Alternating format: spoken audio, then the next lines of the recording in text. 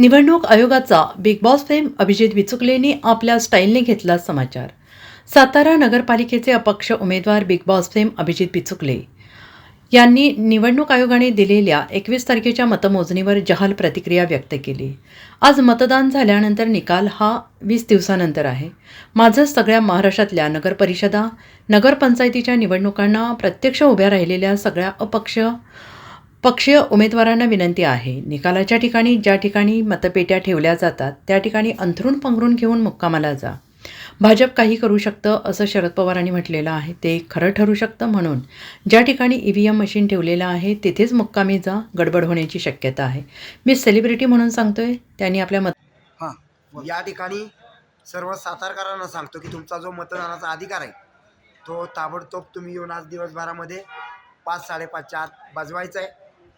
मी फक्त अपक्ष उमेदवार म्हणून नाही करत आहे, तर मी TV स्टार म्हणून सुद्धा सांगतोय, सेलिब्रिटी म्हणून सुद्धा सांगतोय की मतदान करा.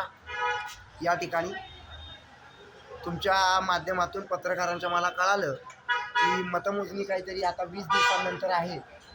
तर ही मतमोजणी जी आहे ती 20 दिवसांनंतर कशासाठी करताय हा जरा वादाचा मुद्दा मला वाटतो.